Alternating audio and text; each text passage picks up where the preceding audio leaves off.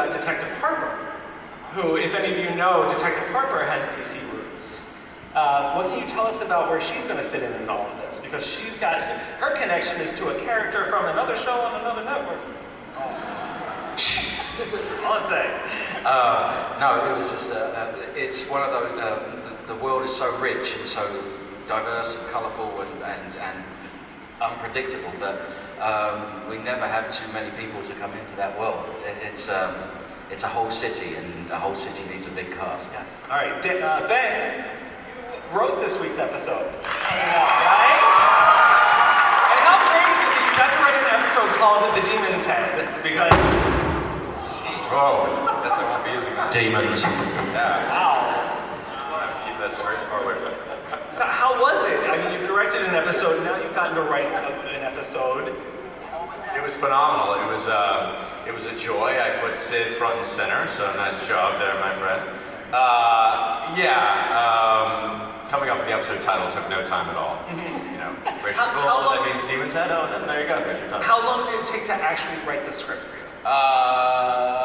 Months. It came at a really good time too. Yes, we were getting married and we were on our honeymoon. You were working on your honeymoon? I was sneaking off at times, or getting up early. The process takes months. I mean, the actual writing of it sort of depends on what you mean by that. Like when you actually started, say, a draft, that's actually relatively short. But I was in the writers' room in May, I think, was it Danny, or maybe it was April, a few weeks when we broke the story, and then you go off and you do a bunch of different things, like a story document, an outline, and eventually a draft, and then you get rewritten, and you get rewritten again, and you write it, and you get rewritten, and that's the process. Danny doesn't know anything about that. Yeah. Welcome to the world of writing. Exactly. Writing is rewriting. It feels like Jim is on his way to getting back on the moral beam this season. Yeah, sure. And that beam's just getting wider and wider. Doing the parallel bars right now. Well, he's run out of allies. In a way, yeah. I mean, the reason that he goes down to Falcone is because he doesn't have anyone better to go to. So, because he thinks that's going to be a good idea. Why don't I go down to Falcone? You might help me out. So yeah, I mean, he's running. The world's getting it's getting a little claustrophobic. The walls are closing in a little, which makes him a little desperate. He goes down there and he comes back with someone else. There she is. There she is. Okay, Crystal Reed, welcome to the show. How about that? Come a long way from Beacon Hills.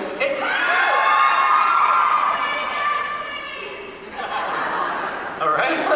We got our first case for Sophia last week.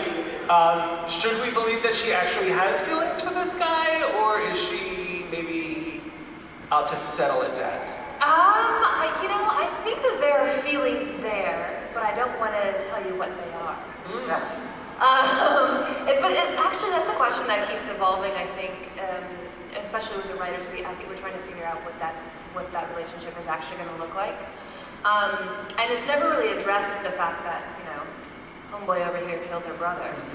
It's never really talked about, but I think that's certainly something that I've been using as an actor to kind of to work in there. And just looking at your character last week and all of the female characters on the show, can we please have the Gotham City fashion show episode?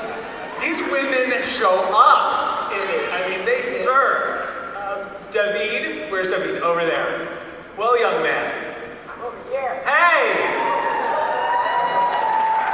So Glad to see you over there. The billionaire brat, huh? How much fun is that version of Bruce Wayne? Oh my god. Oh my god. It's so much fun. We have, what you saw last week is just a little tiny taste of what's gonna come. And we shot this scene in episode 7, more like a sequence. I've never had so much fun shooting anything on any other job ever. It was like one of the best 9 hours of my life. He's a good dancer, by the way. A good dancer? I don't want to give too much away, but this guy can dance. He's also sitting next to a very good dancer. Does that come into play?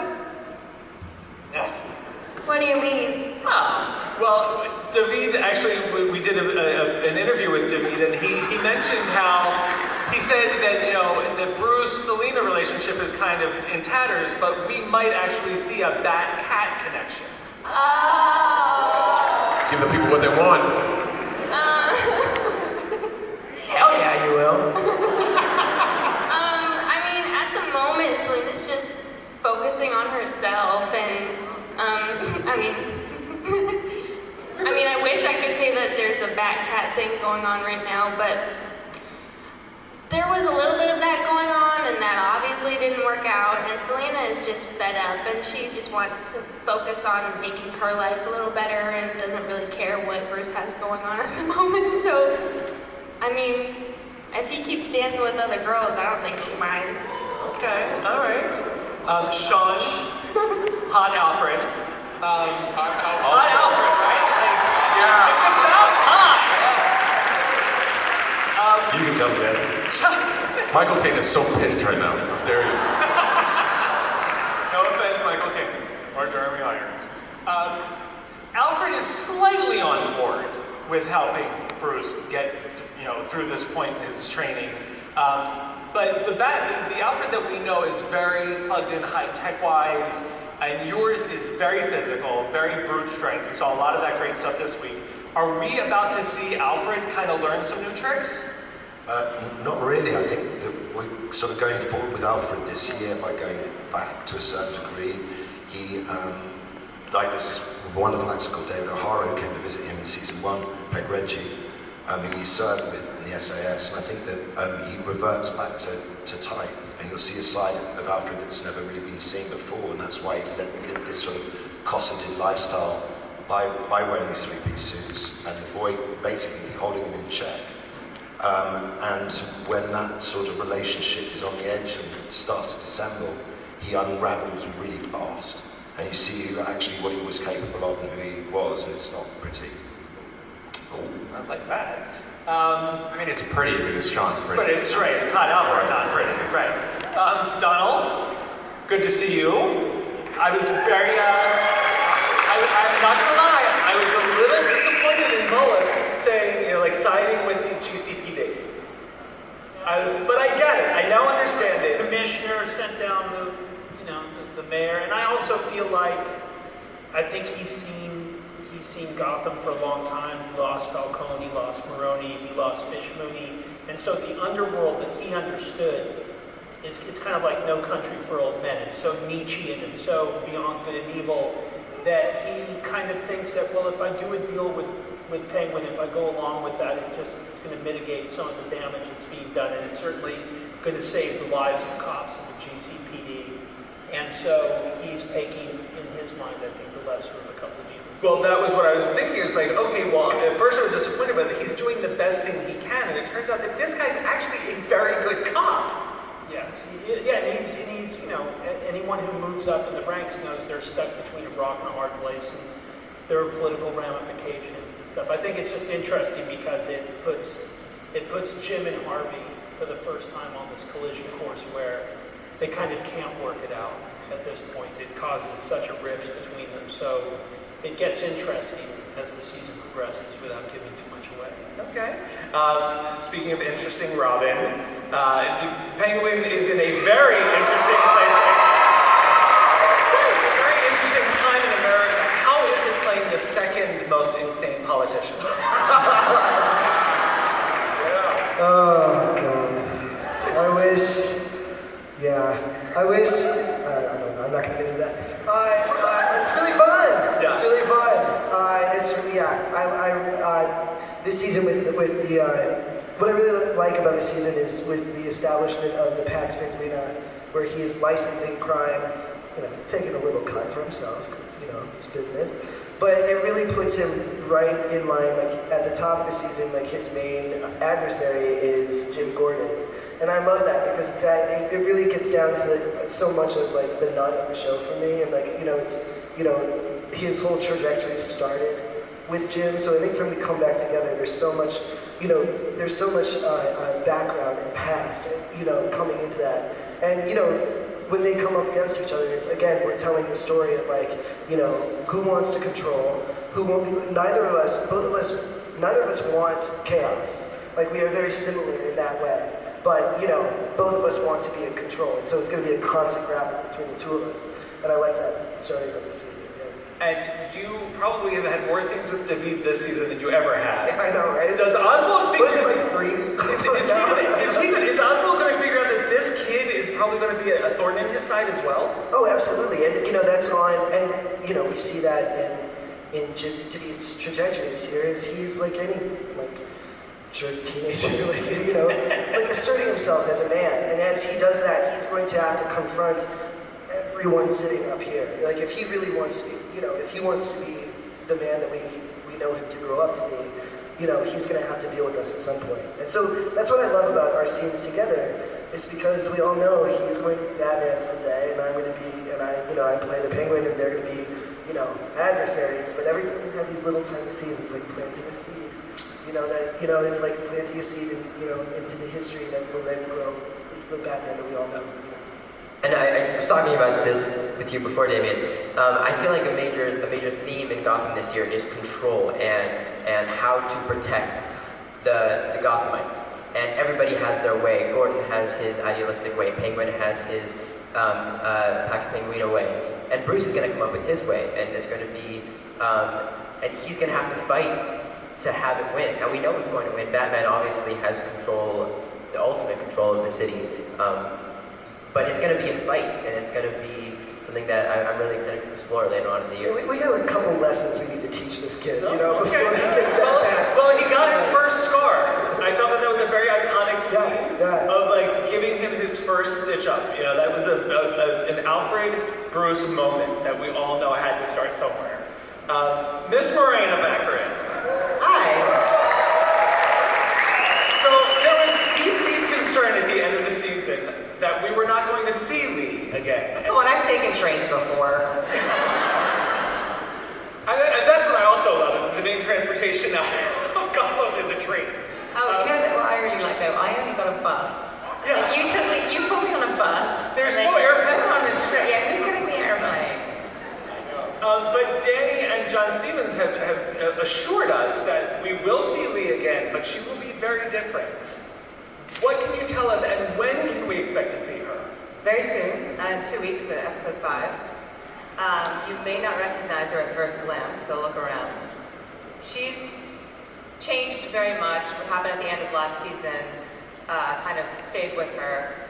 She's not been the same since the virus, and she couldn't stay away from Gotham to assuage guilt, to, you know, just live out whatever she needed to get closure. But she didn't want to come back to the GCPD or to Gotham. She's coming back to an underground society called the Narrows. And she's there to try to help people as best she can. And these people are the sort of the suffering souls of Gotham, and who are now even worse off after the virus hit. And she's there to help. I don't want to give too much away because I don't want you to see her coming when she's coming. But she's in this fight club and helping people out. Oh, you know, Ben has some experience with the Fight Club stuff. Yeah, from his OC days, yeah. So up until this, I would have said Lee was the most sane person in town. But now she's clearly maybe on a fringe point. So now, Chris, you inherit the most sane character in Gotham. It's true. It's true. I love that he is the one designing the Batsuits. Yeah, I think it's, you know, I'm excited about it because we get to see that relationship with Bruce develops. We get to see as this masked vigilante evolves how Lucius keeps him safe, because that is Lucius's main objective. It's very important to keep this, you know, Thomas Wayne's son safe. I just answered a question I wanted to answer. He also signs the paychecks. Say it again? He also signs your paychecks. That's also true. Good call on that, good call. Will we see him get more involved in also developing the tech that he uses? I believe we will. All right. Cory, Michael Smith. How does it feel to have gone from Oswald's biggest crush to his biggest foe? I don't know, there's something about like hate is just another version of love. I think it's still because he loves me so much He misses me so much. He's just looking for... I have to say though that the scene, I miss working with Robin a lot, but the scene when I had melted and he comes in and freaks out was so great. Yeah. I think he misses me. It was so loud that I saw stars, and then I I watched it back, and I'm like, oh yeah, there she goes. And I was like, yeah. Anyway, How was it? Because obviously you weren't encased in ice, but you had to shoot scenes within a very tight space. Yeah, it was a little warm, you know. I didn't have to stand in there all the time, but you know, I had some muscle cramps. No, it's fine, you know. I'm really happy to be out of it. Yeah, I'm sure. Yeah. Erin, where is she? Erin. Okay, the atomic blonde we deserve. Amazing. Again, one of those great saves for the show. Like, you know, we're worried we were going to see her. She comes back.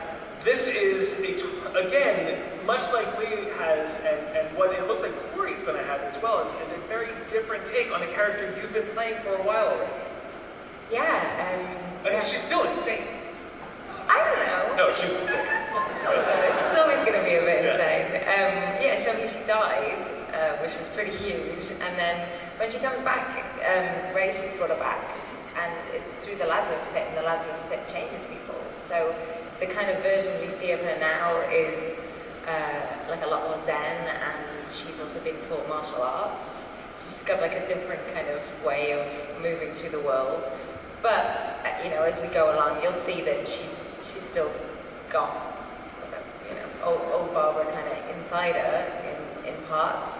But she's kind of approaching Gotham in a bit more of a businesswoman now, because she kind of learned the lesson that she can't just be crazy because her best friend will kill her. She tries that.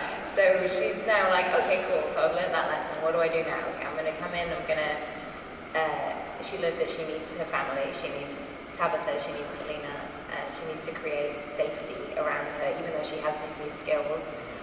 She can't do it alone, so she goes back, you know, asks for an apology, and then forms this team, this alliance that can get her again where she wants to go. Like, she's always looking to be top dog. Yeah. And Jessica, I have to ask about that because Tabitha is such a badass and so great at being poor. Because your reactions as poor Tabitha, like the rundown life, they're so great. Can she forgive and move on, especially considering that Barbara is holding another secret now?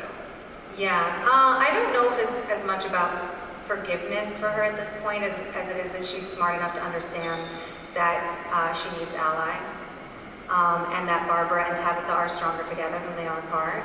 But I would be surprised if this doesn't come back up at some point in the season. Yeah. Yeah. And I'm looking forward to like the Selena has two moms storyline, where you guys start like using Selena against each other. Maybe. We were talking, it's quite a parental relationship. Yeah. Right, we were talking about who's mom, who's dad in that relationship.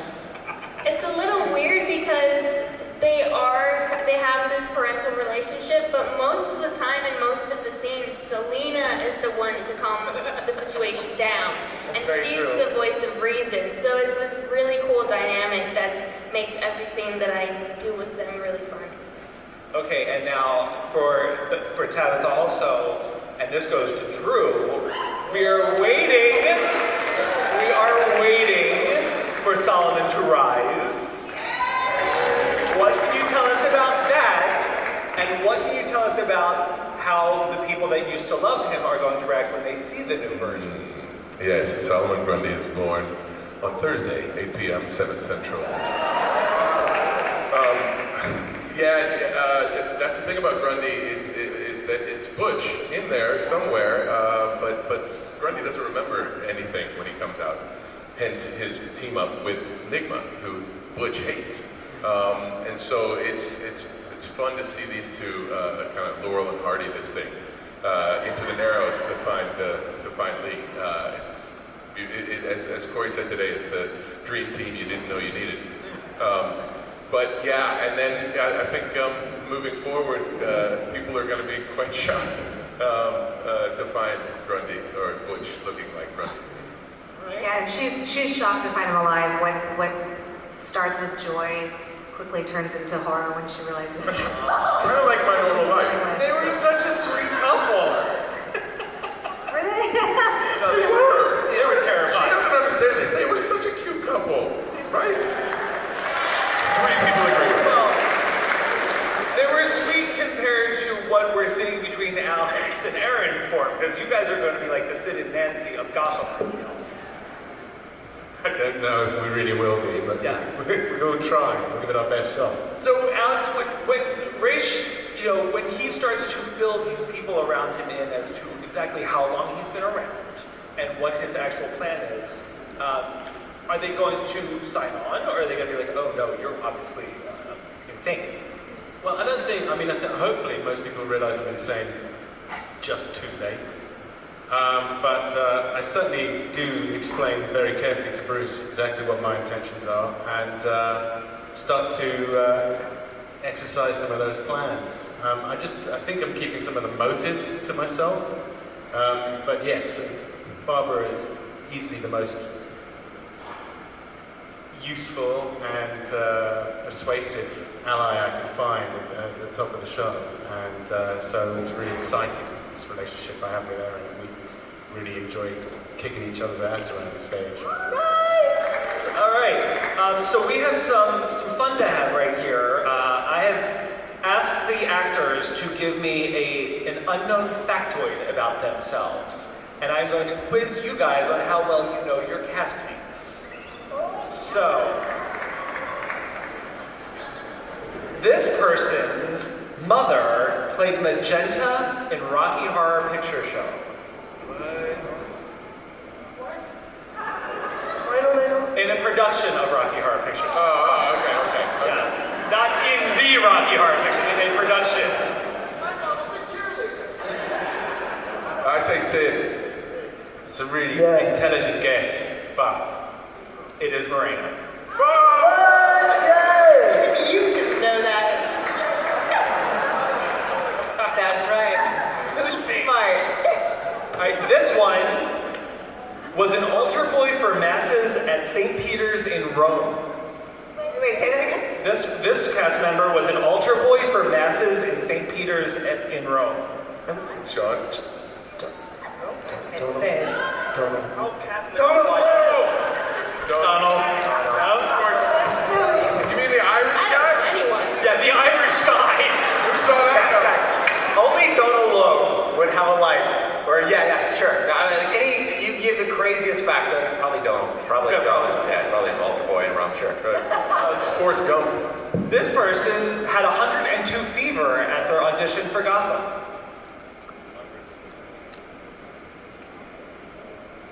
He knows that. Chris Chalk. Camren. David.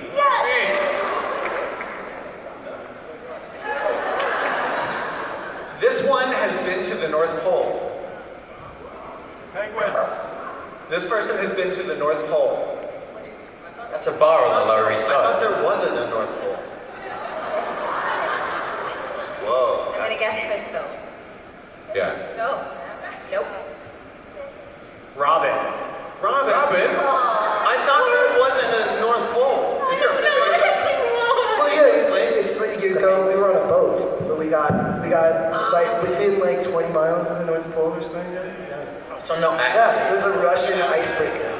Was it cold? It really wasn't as cold as you wanted it to be. Yeah, right. All right, this is actually one of my favorite ones because this is a deep dive. My father used to play Postix with Christopher Robin. Play what? Postix. Oh, poo sticks. Poo sticks, right? Sean.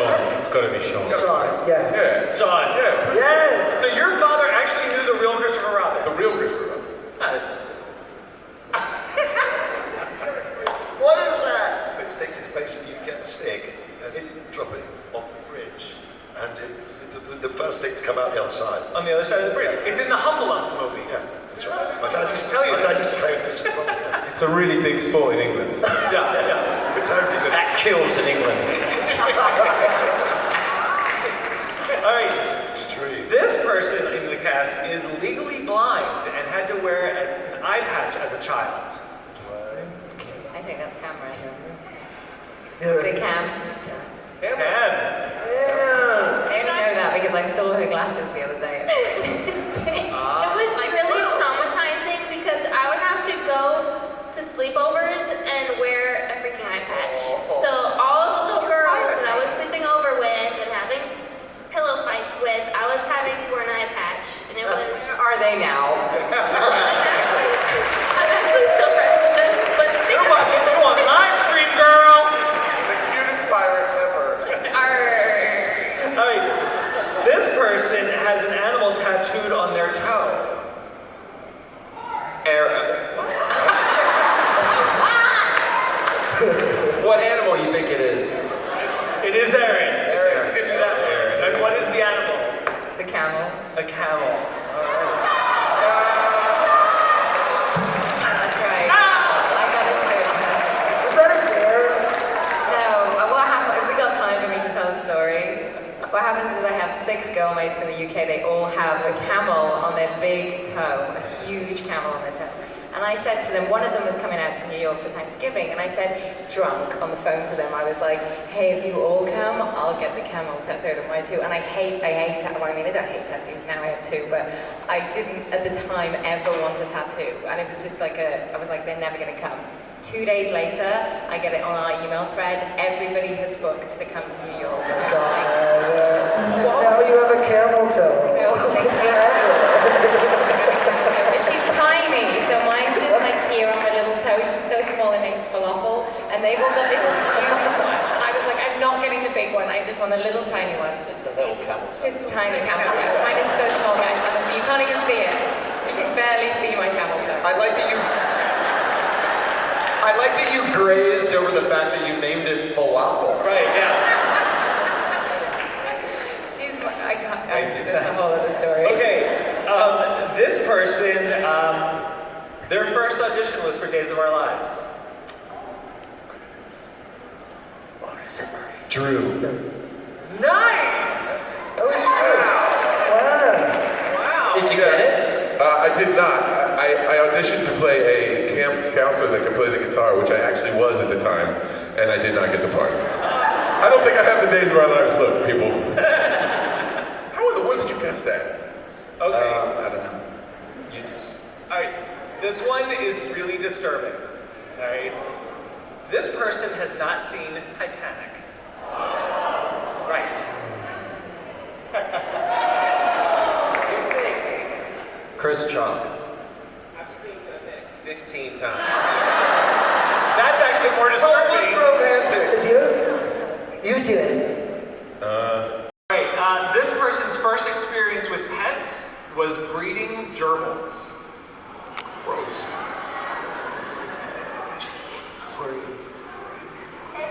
Chris.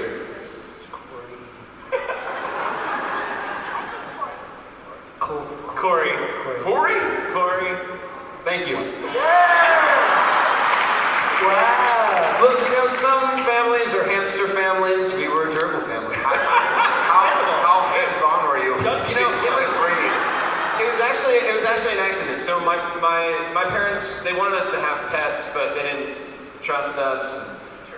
So they were like, well, it has to be caged and little and whatever. So we went to the pet store and got gerbils. We got 2 male gerbils, and my brother named his Fasty because he was fast.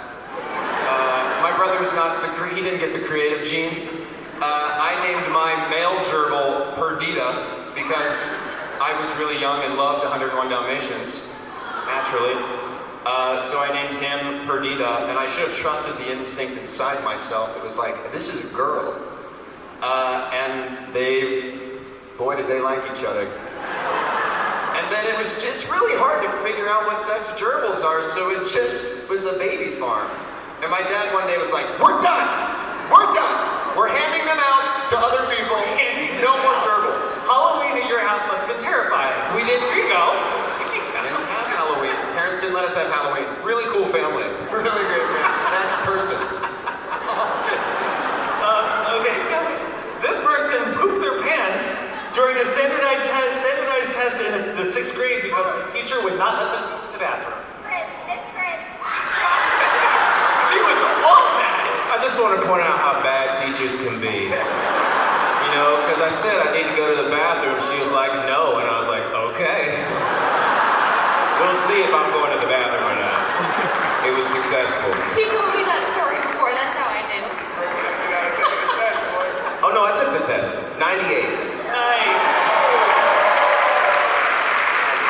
Number 2. You really nailed that shit, Chris. This one wanted to be a race car driver as a kid. Danny can. You. Oh, I'm not in this game? No, I'm not in this game. Miss Crystal Reed. Yeah, it's a Motor City thing. And also, what a great job. Yeah, right? Yeah. And this Third person's first role ever was playing Chief Stoat in a school production of Wind in the Willows when they were 9. Gotta be Sid. Yeah, Raish.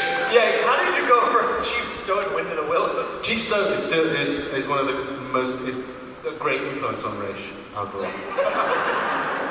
Excellent. Well, we're going to go to some quick audience questions, so line on up. We'll try to get through as many as possible. Oh my goodness. Wow. Okay, so the fact that I did a Batman panel earlier today for an animated film, and Two-Face here asked a question there too. Hi. Hey, I was just wondering, the show's been on for 5 years now. You guys have had some amazing moments for all your characters. What would you say has been the most defining moment for your character?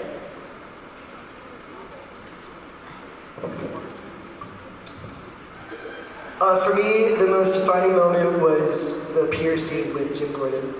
Definitely.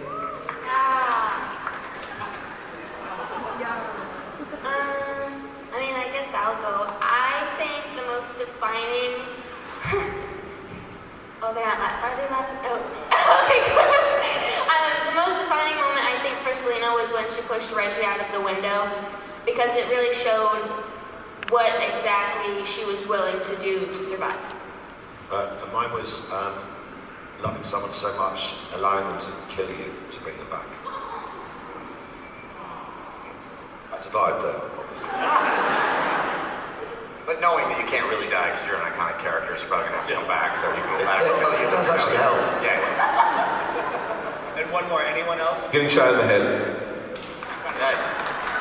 Getting shot in the head. By the way, it's great to see you, Jonah. You've always been our #1 fan, and we love you. And you're growing up with us, and it's so awesome to see you here. And Thank you. And say hi to your mom for us. Hey! Thanks. Go ahead. I'm Rachel from Long Island. Hey, Rachel. I'm a big fan of the whole show, but I've been a fan of McKenzie since the OC. Episode 1, Season 1, I've been dying to meet you, and I'm so mad that there's no photo ops. I will absolutely take a photo, of course. You totally just made my con. Also, congratulations on your new baby and marriage and all that good stuff. Thank you very much. I would like to know from you, from the OC to Southland to 88 Minutes to Junebug to Gotham, how do you see yourself as changed as an actor? Thank you. Cory, if you don't, Cory's really wants to learn from me. He's very... Well, who wouldn't? Did you bring your notepad? I'm less foolish than I was back then. I don't know. I think people. Yeah, write that down. I don't know how to answer that question. That's a great question. Jesus, somebody help me out. You're on your own, pal. I do fewer shirtless scenes, right, Danny Cannon? I do fewer shirtless scenes than I Shirtless scene. That's a great. Stop it. Write that down, Cory. Write that in. Nope. Yeah, no, I missed the OC. Yeah, write that in. I think, what I think was great about working for a long time is that you get a lot of different experiences. I have to say that this experience on this show is, if it's not the top, it's near the top of all the creative experiences I've had, and not just creative, but also the family that's been created here is pretty amazing. And so the fact that we have from like 16 people up here or whatever it is, but it's like, yeah, literally a family,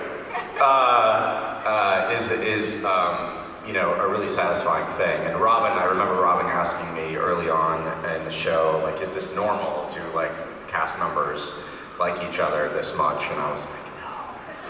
There's only one other show I've seen that on, that's Supernatural.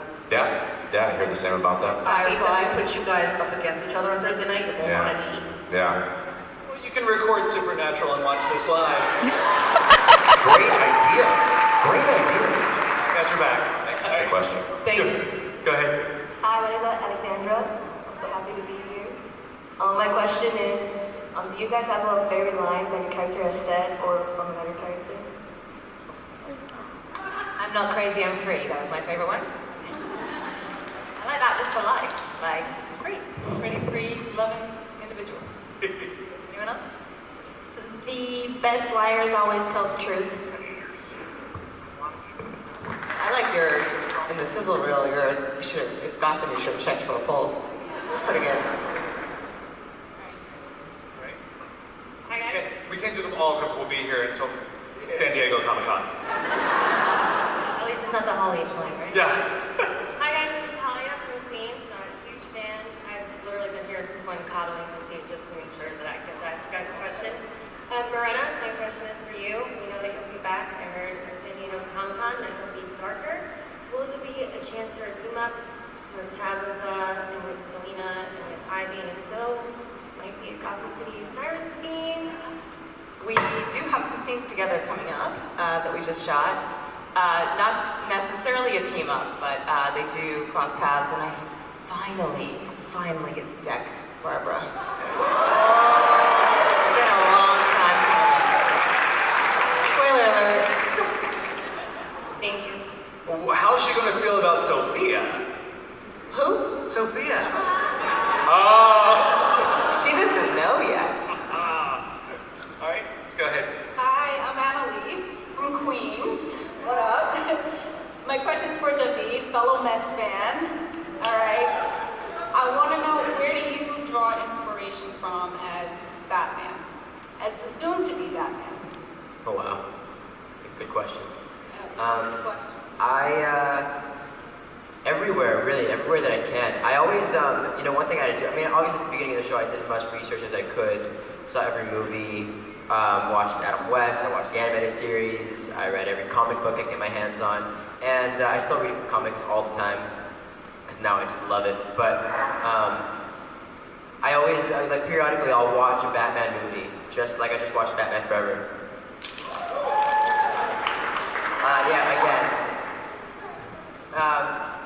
I'll periodically, like once every couple months, I'll watch a Batman movie, just like to keep myself, grounded in what we've done and what this mythos has been before Gotham. But also, most of my inspiration, 98% of it, comes from the writers. Just the scripts are so definitive in what they're asking me to do. It's not. I feel like obviously I'm bringing this character to life, but I'm just kind of the catalyst that makes it happen. I'm not I feel like I'm just bringing to life the words that I see on the page, and that's really where the character comes from. So it's people like Danny and everybody in the writer's room that really make this character come to life. I love this show so much, so I want to say thank you. I'm so happy to be here. All right. Thank you. Go ahead. Hi, my name is Jordan, and I have a question for Robin and Cory. Do you think that Riddler and Penguin will ever team up again without killing each other? I mean, it's Gotham, anything can happen. But yeah, I think, as the next episode is a really important episode for both of us because it's the first time they come back into each other's lives. And I don't want to say anything except I will say that what results, what happens is something that Oswald had absolutely no idea was going to happen. It's something that's never happened before, but there's a change there that even Oswald didn't see coming. So yeah, it's exciting. In terms of working together, we'll see. Yeah, I don't know. Cory, what do you think? I think that was a great answer. Okay, thanks. Your costume looks amazing on you, by the way. Yes. Yes. You're welcome. Great. Thank you so much. Go ahead. My name is Hussein. I'm from the Bronx. So, you know, I've been growing up with Batman, the comics, the movies, the cartoons. Favorite character is Joker or Two-Face, but not in a million years would I think that I'm watching the show and it turns out my favorite character is the Penguin. So how did you, Robin, and Danny, like, did it just come naturally? Did you already have an idea of how you want to mold this character? Because he's obviously different from the other iterations, but he's still the Penguin. He's just awesome. It's cool. That's definitely a Danny question. I mean, similar to what David said, like I feel like I'm just the vessel, you know, and so that's what. No, he's being honest. That's not the case. Well, we didn't write it as the Penguin originally. We didn't want to announce that it was the Penguin, so we wrote this character. Robin didn't know what he was auditioning for, unless somebody had tipped you off. Not until like the night before did I know, but at that point I had already rehearsed, and I was like, well, I don't. We wrote this character who could bend and twist and weasel his way out of things by still stabbing somebody in the back while he did it. And Robin came and read, and then I got to speak with him a bit. I knew he was the guy, but I got to speak with him a bit, and he leaned into more of, I said, bring more of yourself to it. And that's what you get. I mean, it's when actors bring these things to life, that's when we can really start to write. It's hand in hand that, until it has a voice, this thing on the page, it doesn't really come to life. Robin brought Penguin to life, and it was a game changer. Also, didn't we have to leave Gotham because technically isn't she a wanted fugitive? You know? Oh, am I? I don't know. I was with the guy who's the law, it's fine. You tried to kill him. Yeah, it's true, I did. I think that she feels a lot of guilt over all of that. I don't think she's, coming back willy-nilly thinking she's the good guy. Trying to kill someone is like basically a compliment of ourselves. It's like, oh, you tried to kill me, you care. Go ahead. I'm Ty. I'm from Brooklyn. So I know a lot of these actors from previous works, like Crystal from Teen Wolf, Dave DeVete on Touch. I used to watch that as a kid. Camren, I seen you on America's Best Dance Group, and I never let that go. My question is, so what is it like from working on other shows and other things that, like, what's the difference between that and now playing characters on Gotham that are these iconic characters that people have grown up with that have such a place in people's hearts? Like, how does it feel to know that you're playing this and people are going to know you for being that person? I think there certainly feels like there's a huge responsibility, especially because people do know the story, people have expectations. But what felt the best for me was that there's a certain creative level that's given to us, I think, from the directors and the writers and all the powers that be, and it feels really freeing. And although those voices are in the back of your head, it doesn't really feel like we have to stick to something that's already been done. And I think that's probably why people love the show so much, because we're not rewatching somebody else's character being done in a certain way. And so for me, that felt, and continues to feel very, very freeing. So, thanks. Hi, I'm Amy, and I'm from Brooklyn.